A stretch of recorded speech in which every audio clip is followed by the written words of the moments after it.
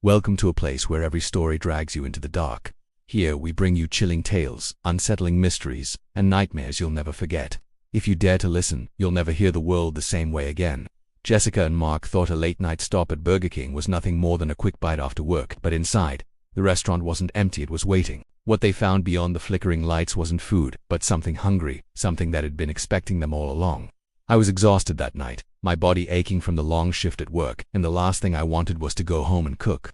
The thought of a quick meal felt comforting, so I turned into the Burger King that sat on the corner near my apartment. It was a place I had been to countless times, a familiar stop whenever I was too tired to bother with anything else. But the moment I pulled into the parking lot, I noticed something that made me hesitate. The lot was almost completely empty, just one car parked across from the entrance with its headlights still on, aimed straight at the building. I couldn't see anyone inside the car. No movement, no shadow behind the glass. The restaurant itself looked strangely lifeless. The bright red and yellow signs that usually glowed like a beacon seemed dim, like the bulbs were gasping for their last breath. The lights inside flickered, sputtering as though electricity was barely holding them together.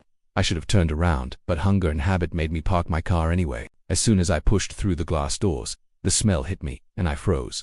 It wasn't the normal fast food mix of fries, grease, and charbroiled burgers. This was sharp, heavy, almost metallic, like rusted iron or dried blood. My stomach twisted, and for a second I thought maybe something had gone bad in the back. I told myself it was nothing, just nerves, and stepped further inside. The lobby was empty. Tables and booths stood abandoned, trays left behind as though customers had left in a hurry. On one table a paper cup had tipped over, soda spilled and dried into a sticky black puddle. The silence pressed in, so thick I could hear the faint ringing in my ears. I walked to the counter and stopped. The digital menu boards above me weren't right. They flickered, switching between normal pictures of Whoppers and fries, then static, then something else. For a fraction of a second, I thought I saw faces, and the static faces pale and distorted, mouths open as though screaming, eyes hollow and black. My breath caught in my throat, but then the screen snapped back to normal, displaying bright images of burgers as if nothing had happened. The counter was empty, no workers in sight, no sound of someone cooking, no chatter, no register beeping. A tray of fries sat on the counter, still steaming, like it had just been placed there. They looked fresh, golden, perfectly salted, and yet no one was around to claim them.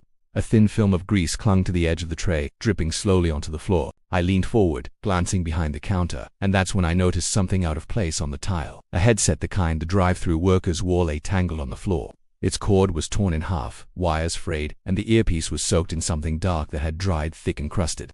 My stomach tightened. It looked too much like blood to be anything else. The urge to call out bubbled up in my throat, but the silence was so heavy I was afraid to break it. My voice would feel too loud, too vulnerable. Instead, I stood there, straining my ears for any sign of movement. And then I heard it. A faint hiss, sharp and constant, coming from the back. It was the fryer. I could picture it in my mind, oil bubbling, grease, spitting, only no one was there cooking. The sound grew louder, angry almost, as though something unseen had been dropped into the boiling oil. The longer I listened, the more wrong it seemed.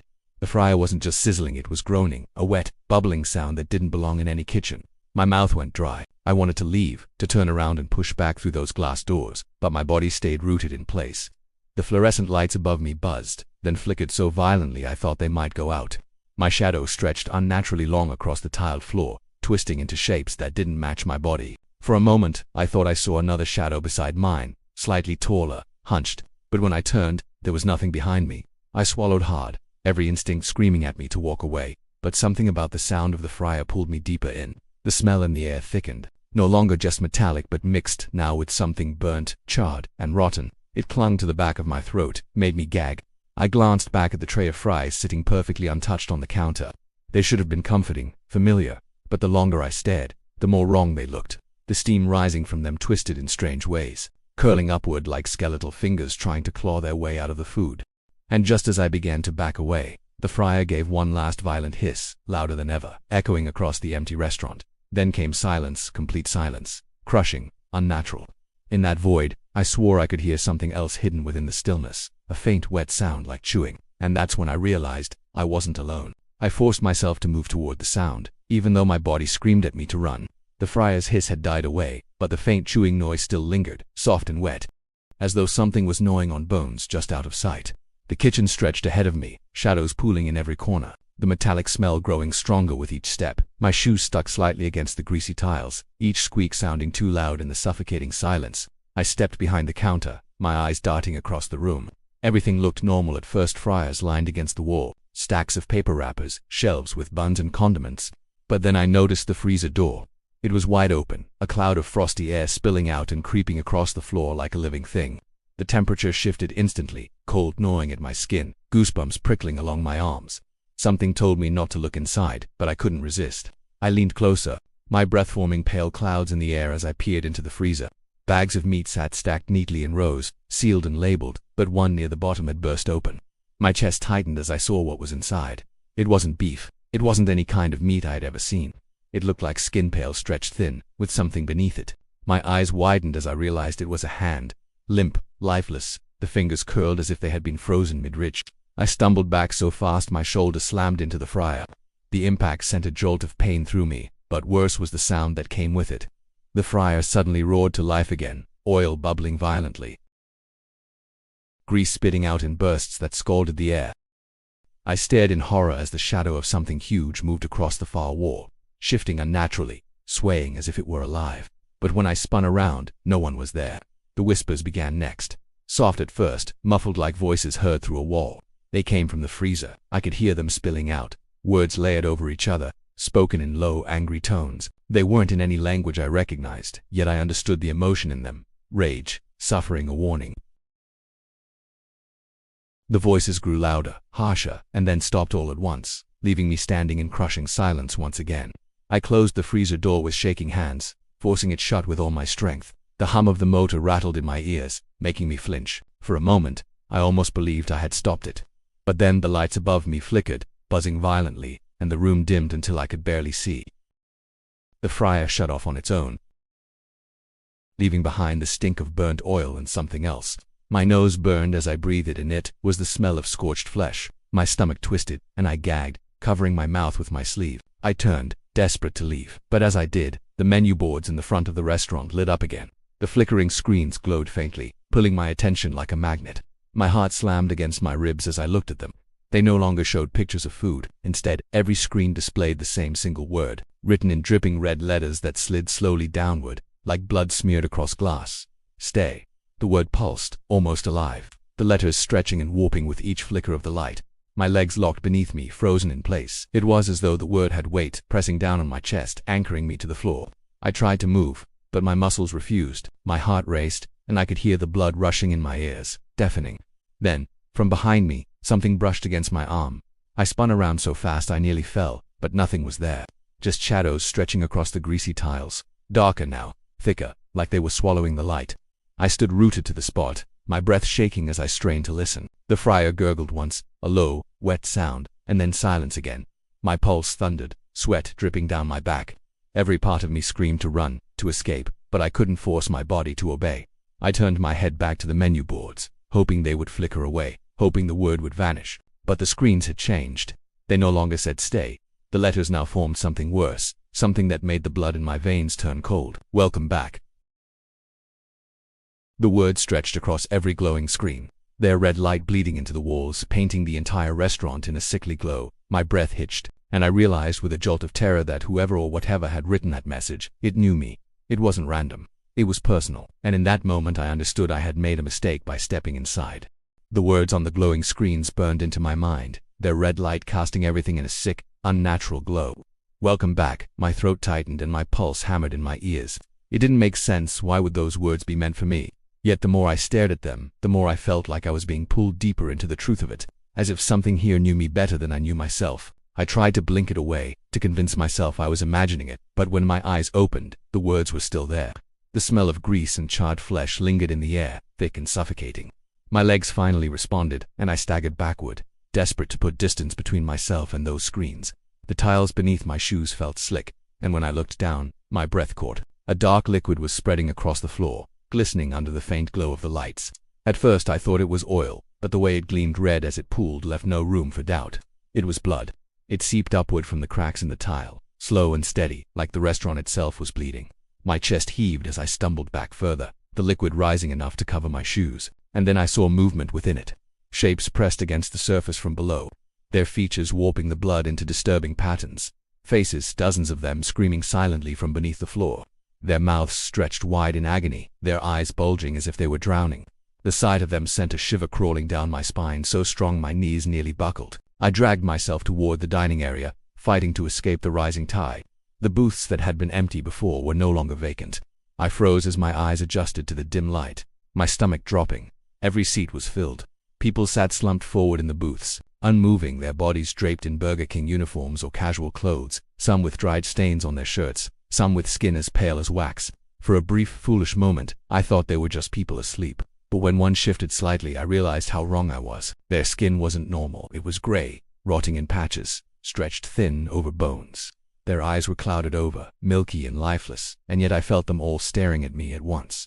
The silence was unbearable, pressing against my skull until I thought it would crack. One of them moved, its head jerked up, bones creaking audibly in the stillness. The sound made bile rise in my throat. Its jaw hung open, wider and wider, until it split impossibly far, like it was unhinging itself. No sound came out, just a gaping void where a scream should have been. My vision blurred, my body shaking uncontrollably as another one lifted its head, then another, and another, until the entire room was staring at me. I stumbled backward, my heel catching on the tile. The smell of rot hit me in a sudden wave, thick and nauseating, making my stomach twist violently. I clamped a hand over my mouth, my body desperate not to breathe it in. Then the fryer roared again, louder than ever, a monstrous hiss that filled every corner of the restaurant. I whipped my head toward it, and for the first time, I saw the oil moving. It churned violently, sloshing against the edges of the fryer as if something massive was thrashing inside. Bubbles erupted, sending spits of grease flying, burning the counter and hissing on the tile. The corpses in the booths didn't move closer, but their presence was unbearable. Their dead eyes followed me wherever I turned, their bodies twitching slightly, jerking as though pulled by invisible strings. The air grew heavier, pressing against me, making it harder and harder to breathe. My chest heaved, panic clawing at me from the inside. I wanted to run, but every direction felt wrong. The doors were far behind me, blocked by shadows and the glowing red light of the words on the screens. The kitchen loomed on the other side, alive with grotesque noises and movements I didn't understand. My instincts screamed at me to flee, yet my body refused to choose. The blood on the floor thickened, rising higher, reaching my ankles now. The faces beneath it twisted, their mouths gaping wider, their eyes stretching until they nearly split apart. It was as though the restaurant itself was feeding on me, dragging me into its nightmare. I tried to move, forcing one foot forward, then another, but the floor sucked at my shoes like quicksand, pulling me down. The corpses shifted slightly, tilting their heads in unison, their mouths gaping wider. The soundless scream filled my mind, louder than any noise, a vibration that rattled my skull until spots danced before my eyes. And then, just as suddenly as it began, it all stopped. The fryer went silent, the blood drained away, the corpses slumped forward again as though they had never moved. The restaurant looked almost normal, but my heart told me it was far from over. I wiped the sweat from my face with trembling hands, my chest heaving. For a moment, I thought I was safe. And then, in the reflection of the menu boards, I saw something standing behind me, a tall, hunched shadow, its head bent unnaturally low, its long fingers twitching at its sides. By the time I spun around, the space behind me was empty. I stumbled toward the front doors, my body moving on instinct, fueled only by panic. My hands slammed against the glass, pushing with all my strength, but they didn't budge. The doors rattled under the weight of my desperation, the metal frame groaning slightly. But it was as if they were sealed shut by something stronger than locks. I pressed my face to the glass, hoping to see life outside. Someone I could scream to for help, but the parking lot was empty. The single car I had noticed earlier was still there, headlights glowing faintly, but now the beams weren't just shining aimlessly. They were pointed directly at me, stabbing through the darkness, illuminating my trapped figure inside. I searched for movement in the driver's seat, but there was nothing, just a void of black glass reflecting my terror back at me. The silence inside pressed even harder, a weight that squeezed against my chest. Then, a faint creak echoed behind me. My heart froze. Slowly, I turned my head, and what I saw made the breath catch in my throat. The corpses that had filled the booths weren't slumped anymore. Every single one was standing, their heads tilted at grotesque angles, bones straining against gray, sagging skin. They twitched with puppet-like movements, jerking forward in small bursts as though strings were pulling them from above. A wave of stench rolled across the dining area, the reek of decay and rot so strong it nearly buckled my knees. I gagged, choking on it, my eyes watering as I pressed myself against the glass door. They began moving toward me, slow and unsteady, but with dreadful purpose. Their eyes, those milky, clouded orbs, never left me, locked on me as though I was the only living thing in their world. I scrambled over the counter, slipping on grease but catching myself on the edge. My heart pounded so loud I was certain it would give me away. The kitchen stretched out before me, and for the first time I noticed something different about it. The walls themselves looked wrong. They seemed to pulse faintly, shifting with each flicker of the light. It was like the building was breathing, alive and waiting. The back door glinted in the shadows, a faint rectangle of hope. My lungs screamed for air as I ran toward it, dodging between fryers and counters, shoes squeaking against the wet tiles. Every step felt like it echoed far too loud, a beacon calling to whatever else might be waiting. My hands reached for the cold metal handle, but just as I gripped it, something slammed from the other side. The door shuddered violently in its frame, nearly tearing from my grasp. I froze. Someone or something was holding it shut. The fryer behind me hissed suddenly, exploding with sound. A thick, acrid smoke rose, filling the air with the unmistakable stench of burning flesh. My stomach lurched, bile clawing at my throat as I realized I wasn't just smelling food. It was too human, too raw. And then came the scream. A piercing, high-pitched wail, muffled but unmistakably human, erupted from the fryer. It was the sound of someone being boiled alive, their agony bubbling up with the grease and oil. My ears rang from it, my body locked in terror. I turned, gasping, desperate for another way out, and that's when I saw movement at the drive-through window. My heart lurched violently against my ribs as a pale face pressed against the glass. At first I thought it was another corpse, another faceless horror to add to the growing nightmare. But as the dim light caught its features, my body went cold. It wasn't a stranger's face, it was mine. My own reflection stared back at me, pale, bruised, and dripping blood from the corners of its mouth. Its eyes were wide with hunger, its lips peeled into a grin that stretched too far, splitting the skin at the edges. My legs went weak, but I couldn't look away. It raised its hand slowly, smearing blood across the inside of the glass. Each movement was deliberate, taunting, as though it wanted me to watch every second. My breath quickened, fogging the window from my side, while it stared at me unblinking from the other. I staggered backward, my body shaking uncontrollably. But my reflection only leaned closer, pressing itself against the glass with unnatural eagerness. Behind me, the corpses had reached the counter. Their movements were jerky but relentless, their limbs twitching as though pulled forward by invisible threads. They weren't fast, but they didn't need to be. The restaurant had sealed me inside. The doors wouldn't open, the back exit was blocked, and now even the walls felt alive, groaning faintly with every breath I took. I was trapped, surrounded on all sides, with nowhere left to run. My body shivered violently, sweat mixing with the stench of rotten smoke, while my reflection continued to grin at me from the window. I watched in horror as it lifted one hand and began to trace something onto the glass with its own blood. The letters smeared slowly, dripping downward in thick, red streaks. And by the time I realized what it was writing, the corpses had started climbing over the counter. The words smeared onto the drive-through window became clearer with each trembling stroke. My reflection dragged its bloodied finger across the glass slowly, as if savoring every second. The letters glistened wet and red, streaking downward in uneven trails. When the last line was finished, I could finally read them. "You're next." My stomach twisted violently. The corpses had made it over the counter now, their bodies jerking with those same puppet-like spasms, their gray hands smearing grease and blood across the surfaces as they dragged themselves closer. I stumbled backward, my eyes locked between the window and the figures advancing on me. The reflection of myself in the glass tilted its head at an unnatural angle, its grin widening until the skin at the corners of its mouth split open like tearing fabric. The smell in the air thickened, a rancid mixture of rot, grease, and burning flesh. My lungs ached as I tried to breathe, but every inhale filled me with nausea, as though the air itself was poisoned. My back hit the counter, and I realized I had nowhere left to go. The corpses were spreading out, their eyes locked on me, their mouths gaping wider with every twitching step. In blind panic, I leaped over a pile of trays, slipping on the slick floor but catching myself against the wall. I pushed forward into the kitchen again, hoping desperately for some hidden exit I had missed before. My shoes splashed into something thick. Looking down, I saw the tiles coated in a layer of blood that hadn't been there before. It rippled around my ankles, sticky and warm, clinging to my skin as if it wanted to hold me in place. The sound came next, a wet, gnawing sound, louder now, closer. It wasn't the faint chewing I had heard before. This was frantic, animalistic, as if something in the walls was tearing into flesh with ravenous hunger. My throat tightened. The chewing was accompanied by low, guttural laughs, distorted and echoing from everywhere at once, filling every corner of the restaurant. I pushed onward, slipping and stumbling, until I found myself back at the front counter. Somehow, in my panic I had circled around, the tray of fries was still there, sitting perfectly untouched, steam rising in thin, curling wisps. My mind reeled. After everything, that tray hadn't changed. It looked almost inviting, almost normal, and yet I couldn't shake the feeling that it was mocking me, waiting for me to notice something I had missed. I leaned closer, my stomach lurching, and froze.